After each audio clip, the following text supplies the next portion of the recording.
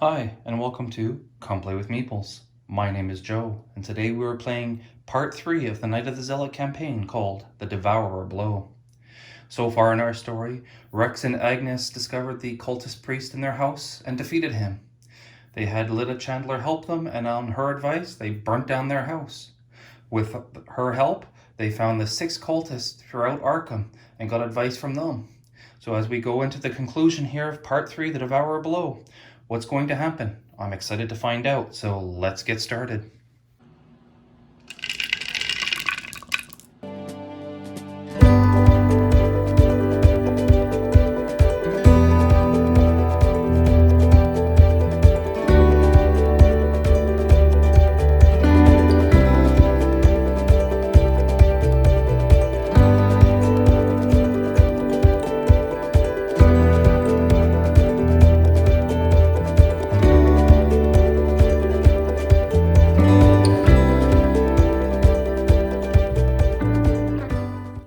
Hi, and welcome back. Let's get started with part 3, The Devourer Below.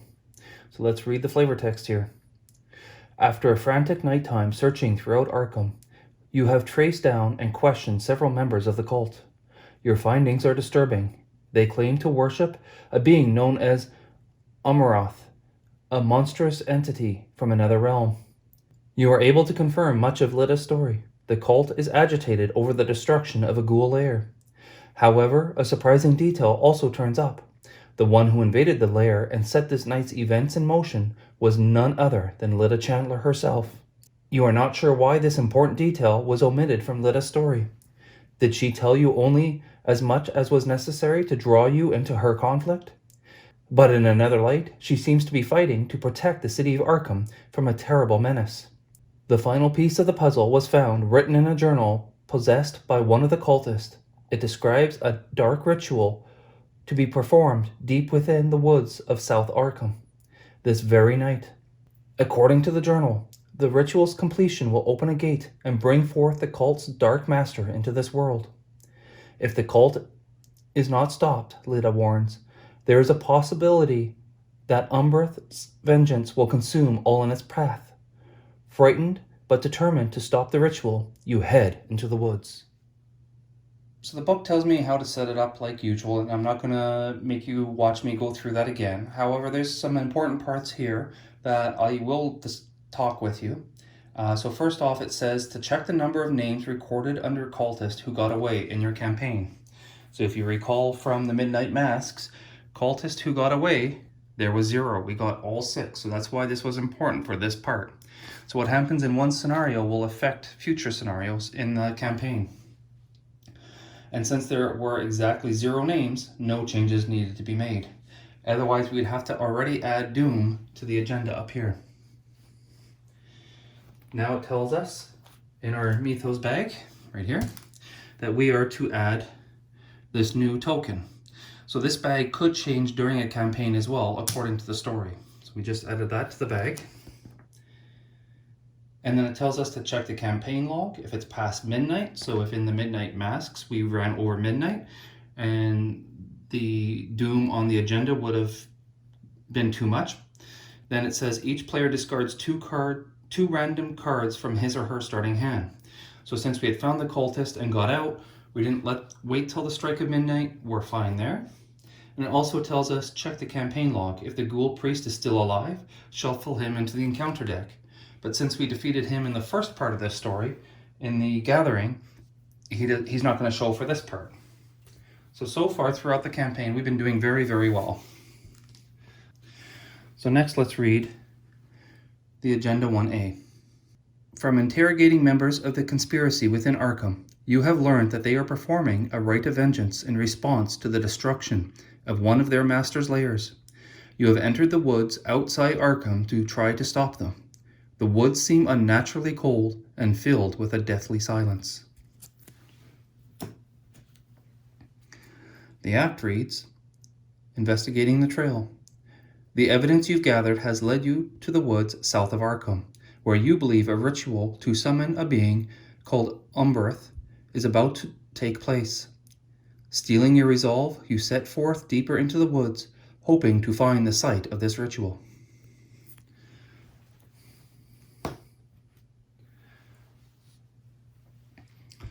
So basically right now we have the main path where our characters will start, and then there's 4 Arkham Woods cards. There's actually 6 in the deck, and you are to randomly pull 2 of them out without looking at them.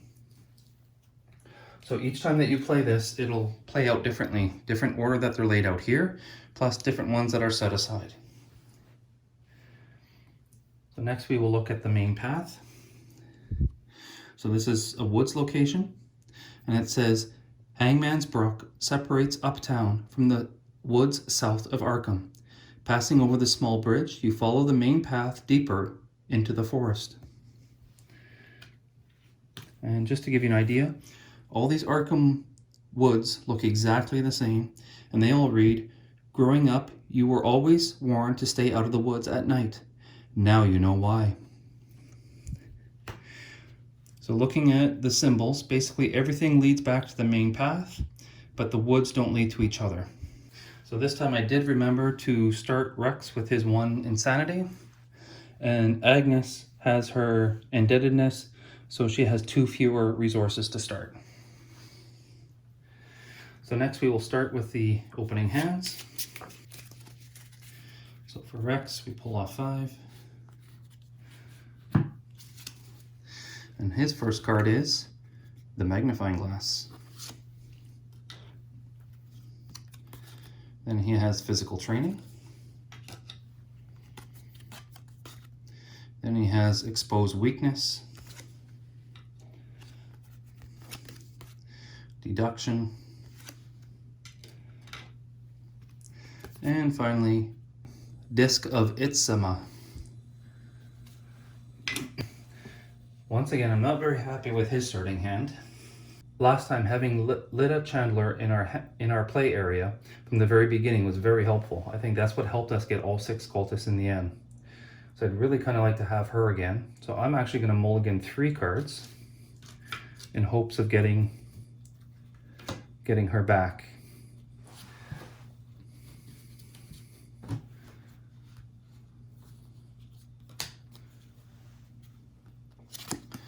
Now he found the laboratory assistant.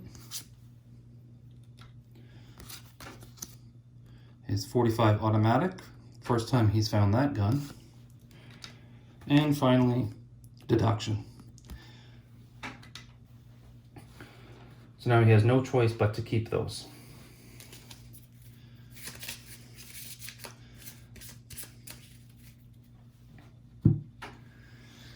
And now for Agnes.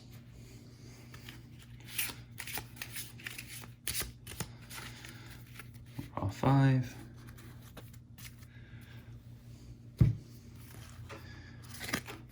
And her first card is her Heirloom of Hyperbola. I think we saw this in the first part, The Gathering, but I don't think we actually used it. The second one is Shriveling, so at least she's got one of those powerful spells. Perception.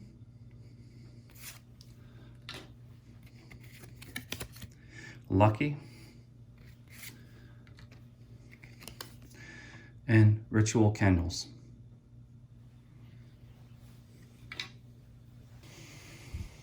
Okay, so for the most part, I'm pretty happy with Agnes's hands there. I really always like to have Lucky in my hand just in case something comes along. So we will, I think, leave her hand there. At least we got the Shriveling spell. I really like that Withering spell, but hopefully that'll come up later. So now to get started, we can go to the main path, flip it over. It's got a Shroud of Tooth, but there's no clues here. The main path is connected to each other woods location. So as an option, we can resign. There's nothing we can do to stop them. You flee from the woods, leaving Arkham to its grisly fate. So we do know that we need to find 6 clues in order to advance the act. And there's no clues here, so I think we're going to have to head into the woods. So for Rex's first action, I think for this time we are just mainly going to stay in the main path and just get a few cards ready and prepared for what's ever coming up ahead. Knowing that we are trying to stop a ritual I'm going to really assume we're going to get a big monster come out at the end of the game, so I really want him to get his 45 automatic. So we're going to do that first. For his first action, it's going to cost 4 resources. For his second action, it's a fast action actually, you can get down his magnifying glass for another one. And then for his third action, his second action, I'd really like to get that physical training down as well. So I think for his second and his third action, we're just going to give him some more resources. I think this whole first turn, I'm just going to really prepare these investigators. So then we'll go to Agnes. And for her, I don't think I've ever really played this one, so I think I'm going to play this one for 3. This will allow her, when she puts down a spell, she can draw another card. For her second action, we're going to take a resource. And then for her third action, let's get these ritual candles down as well, because that's going to help her that when she does have a test and draws one of the symbols, she'll actually get +1 to that skill. So that goes into her one hand. And we'll just have to wait to get that shriveling out. So that ends Agnes's turn. Now we go to the enemy phase, and there's no enemies, so there's nothing to happen. So now we go to the upkeep phase. Everybody flips back over. Everybody gets another resource and a card. So Rex draws his Dr. Malone Christopher. That was a very handy one the first scenario, but he does cost 4 resources. And Agnes draws Fight or Flight. So now we go to the Mythos phase. We add a Doom to the agenda. And Rex draws Frozen in Fear. Put Frozen in Fear in play in your threat area. The first time you perform one of the following actions, move, fight, or evade each round, it costs 1 additional action. At the end of your turn, test your willpower by 3. If you succeed, discard Frozen in Fear. And for Agnes, we draw Rotting Remains. Test your willpower 3 for each point you fail by take 1 horror. So you have to deal with that right away. If you remember, her willpower is 5. Nothing else to really modify that, so it's a test 5 to 3. She draws, well, that new token. And that new token says -5. If there's an Ancient One enemy in play, reveal another token. So she clearly failed that one. And that means she had a skill of 5. -5 is 0 to a test of 3. And then for each point she fails at, she takes a horror. So that already gives her... Oh, but we had Ritual Candles down. And because it had that symbol, she did get +1. So that does actually mean it was 1 to 4. 1 to 3. So then she actually only takes 2 horror.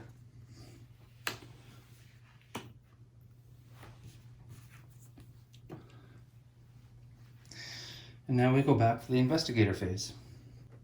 Okay, so we will start with Rex as usual. And since we don't know what anything here is, I just will then start on the left side. So we'll have Rex go to this Arkham Woods, and we'll get to flip it over and see what's here. So it's got a Shroud of 3. It's going to have 2 clues. When you move out of this location, test your Intelligence 3. If you fail, cancel the effect of the move. So that's actually a good spot for him to be, and not Agnes. So we add 2 clues. Now for his second action, I think he's going to start to gather some clues up here in the woods. And now I realize I didn't put the ammo yet on his 45 automatic. So we use the resource tokens to symbol that.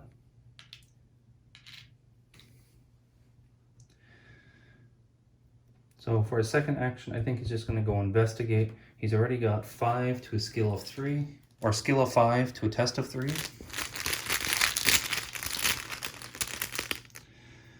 And he pulls out a 0. So that was 5 to 3. And since he got it by 2 or more, he actually finds both clues. And now for his third action, he's actually going to try to move back to the main path. But first he has to test his intelligence. So again, we have 5 to 3. And he got 5 minus 2 is 3 to a test of 3. So he is allowed to move back to the main path. And he's done for the round. Now for Agnes, I really want her to get down that shriveling spell, but at the same time, I don't want to be wasting time either. For Agnes's turn, I really want to get down that shriveling spell, so at least she has something as well to defeat any monsters that come. So for her first and second round, we are going to add a resource and a resource. And then for her third action, she's going to play shriveling, cost 3 resources. It gets 4 charges.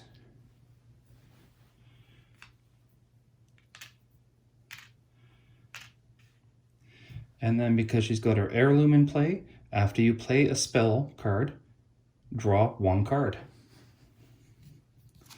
And she pulls Gravedigger Shovel.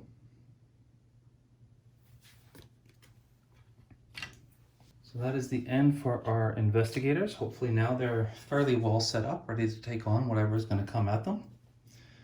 Now we go to the enemy phase, but again, no enemies yet. Oh, he was supposed to test. That's correct. I have to back this up a second. He had Frozen in Fear. He moved the first time, which actually cost 2 action points. And then he investigated for his third, so he actually couldn't move out of here. And now he does have to test his willpower 3 to see if he can get rid of Frozen in Fear. Sorry about that mistake. I hope I caught it enough in time. So really, there's nothing he can do to modify it. So we will just test 3 to 3. Oh, and a 0. So he actually does get rid of Frozen in Fear. However, he should still be in the woods here. Sorry about that. And now we move on to the upkeep phase. So we flip our tokens. Everybody gets a card and a crate. So first, he gets I've Got a Plan. And now Agnes draws Dark Prophecy. And now we go back to the Mythos phase. We add another Doom to the agenda. And Rex draws a Ghoul Minion. So it doesn't say where he would start, so then he will start in the same spot and automatically attach to Rex. Next is Agnes, and she draws Dissident Voices. Put Dissident Voices into play in your threat area. You cannot play assets or events, and at the end of the round, discard Dissident Voices. That's not bad considering she has only 1 resource left. So just put that here for now. Maybe I'll try to do the same here as well. All right, and now we go back to the investigator phase. So now we do have a ghoul minion to deal with. So we'll start with Rex. He does have a ghoul minion on him now. However, he has finished this location. So it might not be bad to evade the ghoul minion here. He doesn't have hunter keyword. So then he'll just stay at this empty location and hopefully won't affect us later. So we have a evade skill of 3 to a test of 2. And he draws -1, so that makes it 2 to 2. So he successfully evades the ghoul minion. So he will just go to this location, exhausted. Now Rex is free to do whatever he wants. So he is going to first try to move back to the main path to get out of here. He has a skill of 5 to 3. Makes it 3 to 3, so he can still move out of here. So that was his second action. And then for his third action, debating between playing Dr. Milan or physical training at this point. They're both good cards. However, I think I am going to go with Dr. Milan because whenever he investigates, then he will gain another resource. And hopefully that means in the future we can get physical training down a little bit faster. So we will play 4 resources.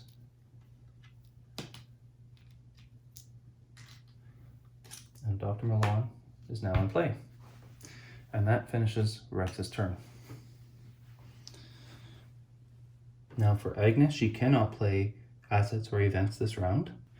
I do think I'm going to get her to get into these woods a little bit and see what she can do.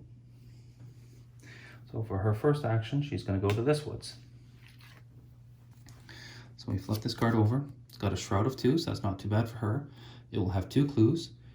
This location is investigated using might instead of the skill indicated by the investigation attempt. So now to fight here, to find clues here, we have to use our might. Her might is not very strong, it's only 2. So it would be a test of 2 to 2. But to wait for Rex to get in there is not going to help any at all because he's also got a skill of 2. So Agnes is just going to have to fight her way through these woods to try to find some clues. We could use the Graveyard Shovel for its skill here. That will make the first one 3 to 2.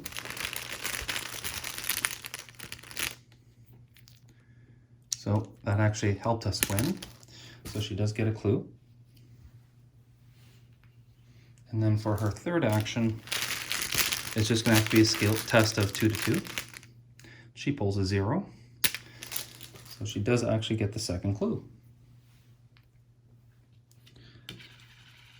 So now she's done for the turn. We go to the enemy phase. Nobody is able to engage to attack. So now the ghoul minion is going to be readied in this spot here. It doesn't have the hunter keyword, so he's not going to move to hunt us down. So now we go to the upkeep phase. We flip our characters over. Once again, everybody gets a card in a crate. And he draws his machete. And Agnes draws her other shriveling spell. Wouldn't be bad to keep that in stock, so now she doesn't have to so ration her charges there. So I think that's where we will end this episode here of The Devourer Below. Join me again next time as we continue the adventure in these woods, and hopefully they will be able to stop this ritual or stop the Ancient One from coming into our realm. To find out the next time, come play with Meeples.